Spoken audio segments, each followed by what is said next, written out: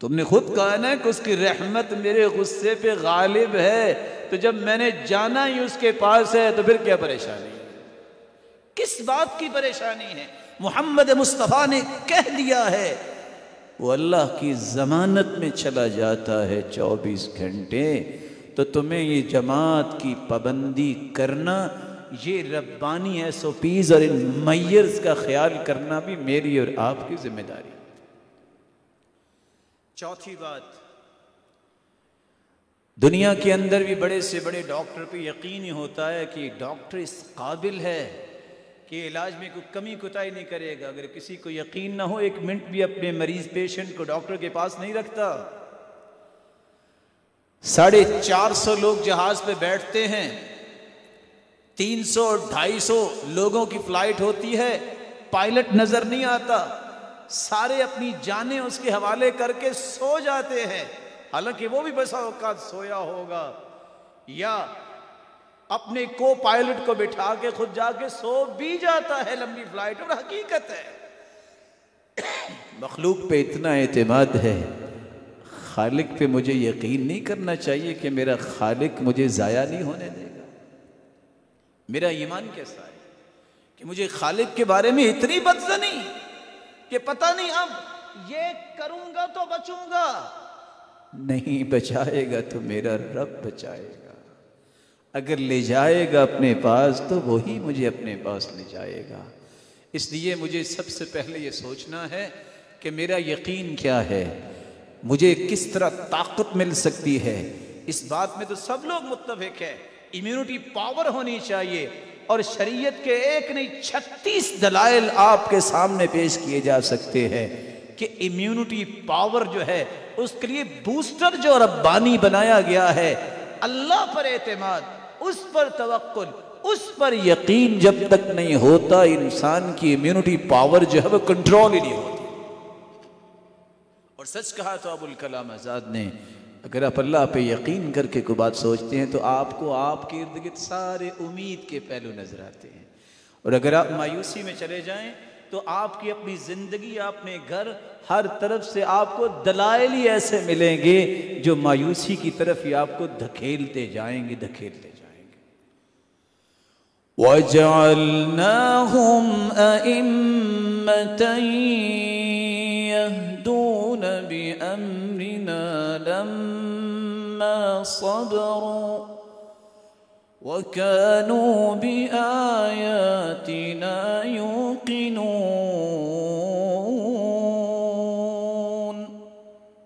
برداشت کرنا، یقین کرنا، یہ 2 ایسے اصول ہیں جس سے اللہ انسان کو لیڈرشپ عطا کرتے، جس کو انسان اختیار کر لے تو دنیا کی ہر قسم کی مصیبت کے سامنے وہ پہاڑ بن کے کھڑا ہوتا ہے، لیکن کب؟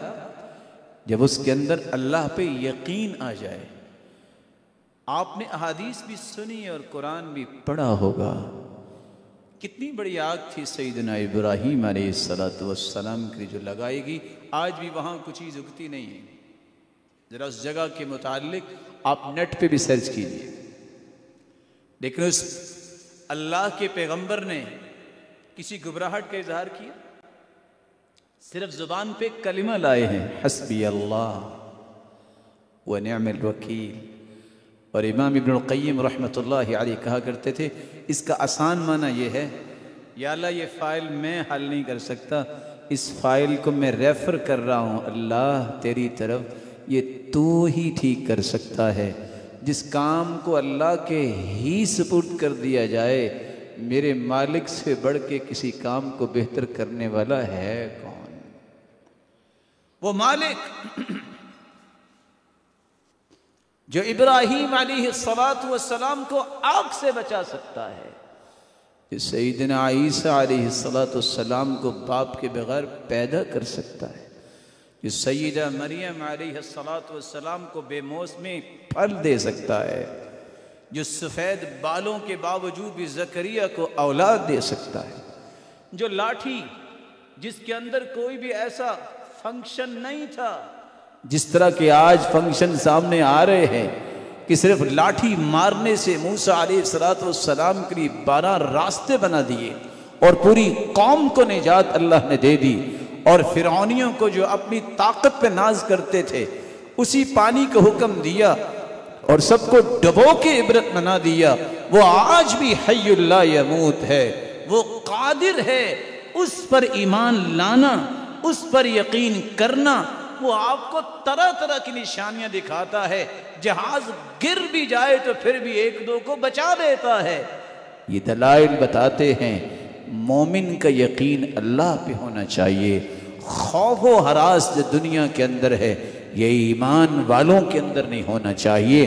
ہاں احتیاطی میئرز کو استعمال کریں، لیکن یہ بات میں آپ کی خدمت میں ادب سے پیش کر دوں، دنیا جہان کی احتیاط کر لو، اللہ ذوالجلال کا اگر فیصلہ آ گیا تو کوئی احتیاط اس کا سامنا نہیں کر سکے۔ اس لیے احتیاط وہ ہے جس کو اللہ نے بتایا ہے، احتیاط وہ ہے جس کو محمد کریم نے بتایا ہے۔ اینما تکونوا یدرککم الموت ولو کنتم فی بروج مشیدہ۔ چونا گچ کی ہوئی دیواروں میں، قلعوں میں چھپ کے بھی بیٹھ جائے موت وہاں بھی آ جاتی ہے۔ من لم يمت بالسيف مات بغیرہ تعددت الاسباب والموت واحد۔ جو تلوار سے نہیں مرتا وہ گھر اپنی چارپائی پہ لیٹا بھی فوت ہو جاتا ہے۔ اور یاد رکھیے گا اللہ ذوالجلال ہمیں اس بات پہ یقین نصیب فرمائے، آپ اس قوم کے ساتھ محبت کرنے والے ہیں، آپ ان لوگوں کو اپنا آئیڈیل سمجھتے ہیں جن کو صحابہ کہتے تھے، اور صحابہ میدانوں میں موت ڈھونڈتے پھرتے تھے، موت ان کے آگے آگے ہوتی تھی۔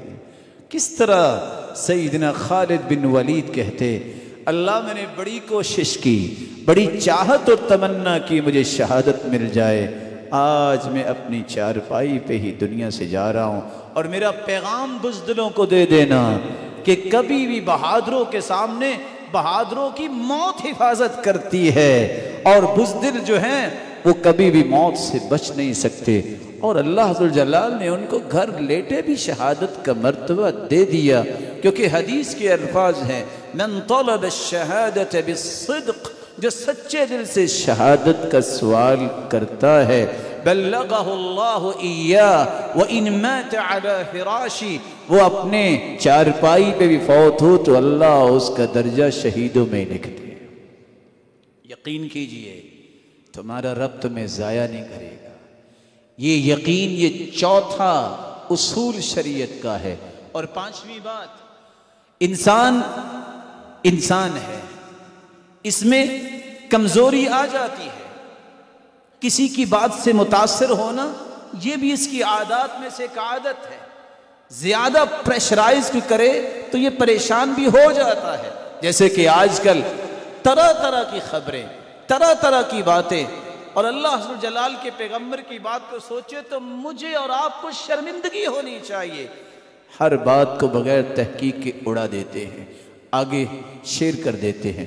کفی بالمرء کذبا ان یحدث بکل ما سمع، آدمی کے جھوٹا ہونے کے لیے اتنا ہی کافی ہے وہ سنی سنائی بات کو آگے کر دے اور اس کی تحقیق نہ کرے۔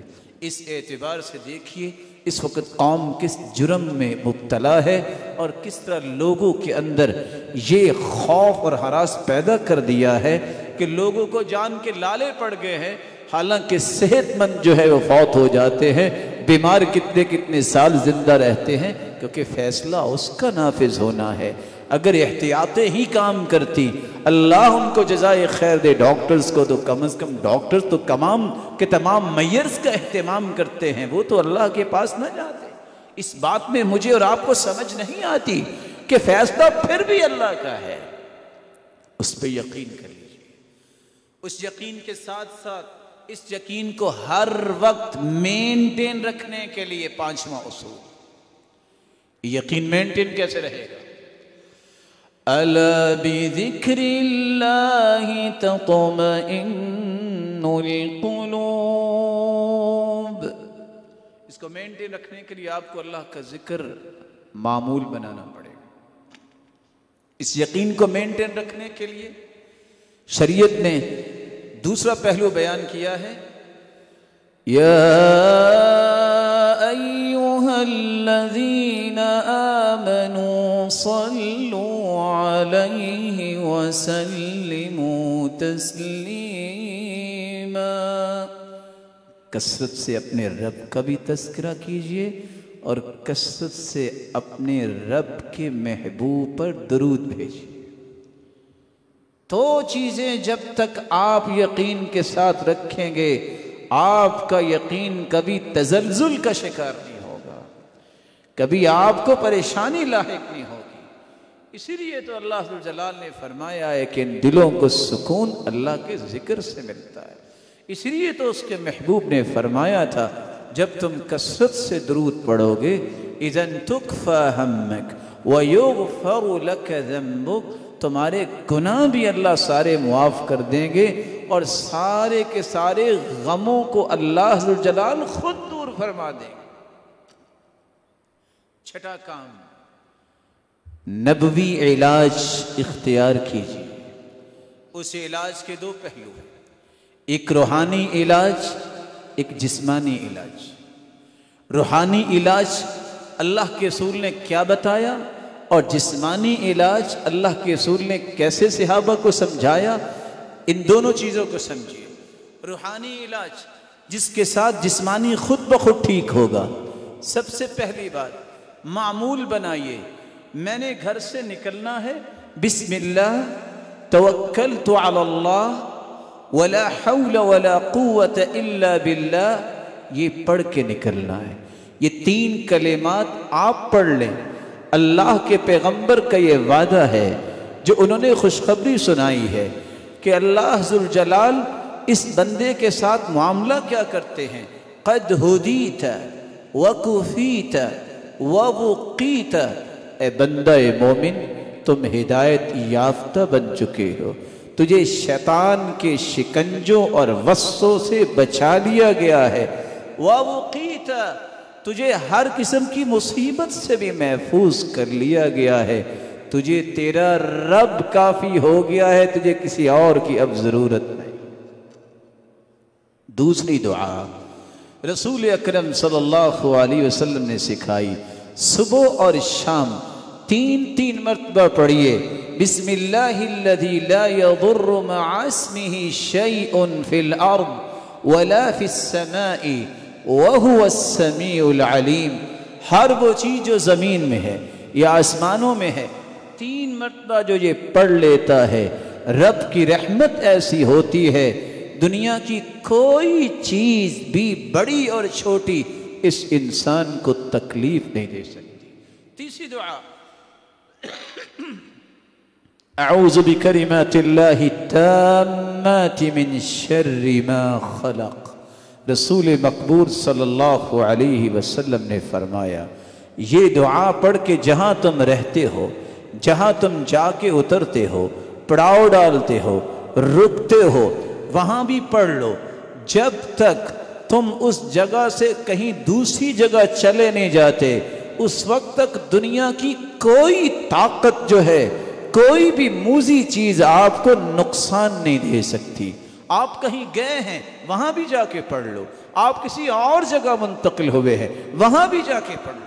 چوتھی دعا جو ابراہیم علیہ السلام اپنے بیٹوں کو یہ پڑھ کے دم کیا کرتے، اپنی پوری اولاد کو صبح و شام تم بھی دم کیا کرو۔ میرے معزز اور پیارے بھائیوں، یہی وہ دعا جو حسن و حسین جنت کے شہزادوں کو اللہ کے رسول کیا کرتے تھے۔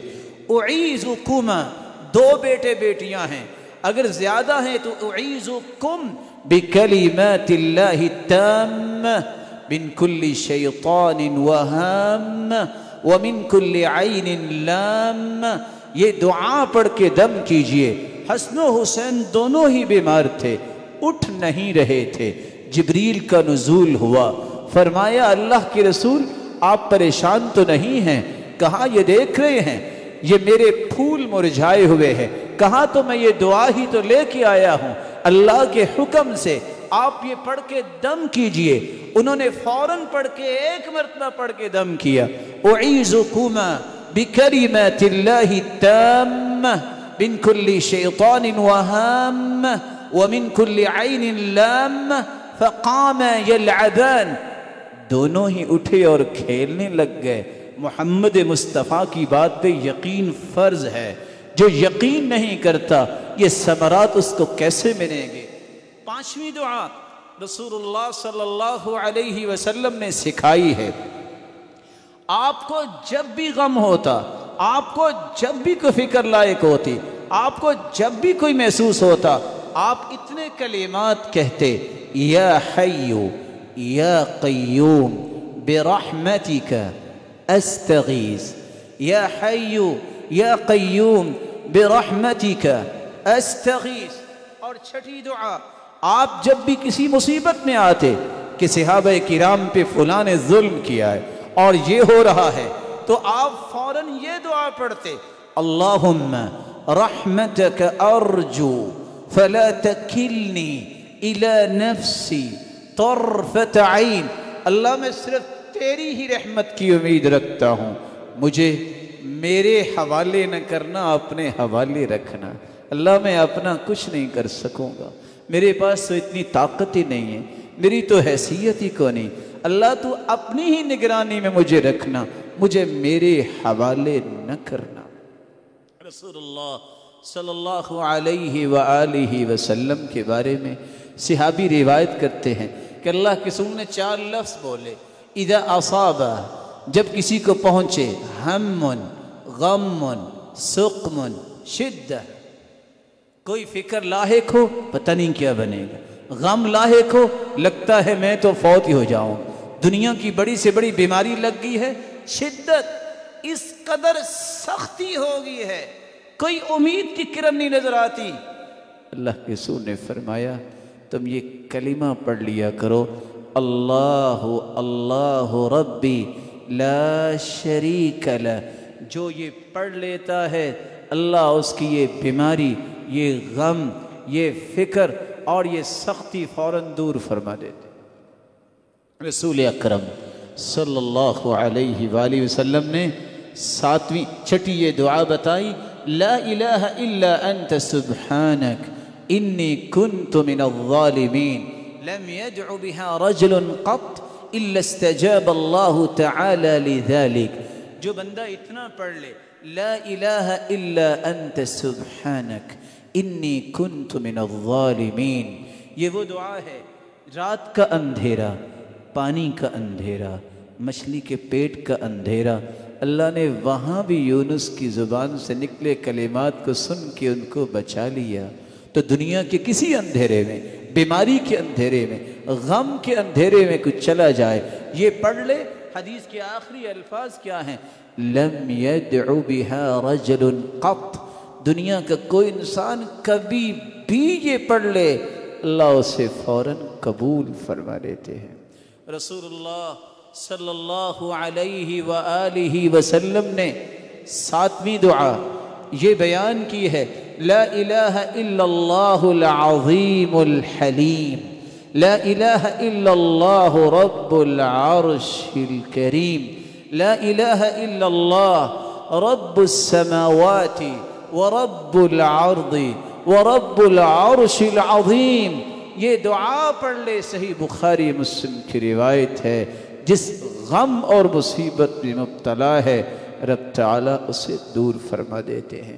8ویں دعا رسول اللہ صلی اللہ علیہ وسلم نے جو بیان فرمائی، آپ صلی اللہ علیہ وسلم کے صحابی سیدنا ابو بکر ممبر پہ چڑھے، رونے لگ گئے اور کہتے ہیں ایک بات یاد رکھو، صلی اللہ العفو والعافیہ، اللہ سے کثرت سے عافیت مانگا کرو اور معافی بھی مانگا کرو۔ یا اللہ ہمیں معاف بھی کر دے اور ہمیں ہر بیماری سے بھی بچا کے رکھ۔ دوسرے سال پھر ایسا کیا، اللہ کے رسول کے پاس ایک دن شخص آیا، دوسرے دن آیا، تیسرے دن آیا کہ سب سے افضل دعا کون سی ہے؟ آپ نے فرمایا صلی اللہ العفو والعافیہ، اس سے افضل دعا کون سی ہو سکتی ہے کہ آپ اللہ سے یہ مطالبہ کریں، اللہم انی اسألک العفو والعافیہ، اللہ میں تجھ سے عافیت بھی طلب کرتا ہوں، معافی بھی طلب کرتا ہوں۔ معافی کیا ہے کہ سارے گناہوں کو صاف کر دے، عافیت کیا ہے کہ دنیا کی ہر بیماریوں سے میرا جسم پاک کر دے۔ تو کثرت سے یہ دعا کرنا۔ نویں دعا جو رسول اللہ صلی اللہ علیہ وسلم نے سکھائی ہے، اللہم عافنی فی بدنی وعافنی فی بصری وعافنی فی سمعی لا الہ الا انت، اللہ میرے بدن میں بھی عافیت فرما، کوئی بیماری نہ رہے، میری آنکھوں میری کانوں میں بھی، یعنی میرے کان اور میری آنکھیں اس قدر یقین والے بن جائیں کسی خبر سے متاثر بھی نہ ہوں۔ کثرت سے یہ دعا مانگیے، اللہ عبادت کے لائق تو ہی۔ رسول اللہ صلی اللہ علیہ وآلہ وسلم نے اگلی دعا یہ سمجھائی، اللہم استر عورتی وآمن روعتی، اللہ میرے ہر ایسے پہلو پہ پردہ ڈال دے جو مجھے پریشان کر دے اور لوگوں کے سامنے پریشانی کا باعث بن جائے۔ اللہ جو میرے اندر خوف ہے اس کو دور فرما دے، تو میری حفاظت فرما۔ واحفظنی من بین یدی، اللہ میری آگے سے بھی حفاظت فرما، ومن خلفی، میرے پیچھے سے بھی میری حفاظت فرما، وعن یمینی، میری دائیں طرف سے بھی حفاظت فرما، وعن شمالی، میرے بائیں طرف سے بھی میری حفاظت فرما، ومن فوقی، اور میرے اوپر سے بھی میری حفاظت فرما، وَأَنْ أُغْتَالَ مِن تَحْتِ، اور زمین کی طرف سے بھی مجھے کوئی تکلیف نہ پہنچے۔ رسول اللہ صلی اللہ علیہ وآلہ وسلم نے ان دعاؤں کے ساتھ ایک بہت ہی قیمتی دعا پیش کی، فرمایا دنیا کا کوئی غم آ گیا ہے کہ بس کیا کریں، بخار نہیں اتر رہا، پریشانی بہت ہے، اور یہ سمٹمز آگے ہیں جو مخلوق نے خود کشید کر لیے، پھر بھی فیصلہ اللہ کے پاس۔ کتنے لوگوں کو سمٹمز آئے ٹھیک ہو گئے، وہ کسی کو یاد نہیں، معمولی سا کسی کا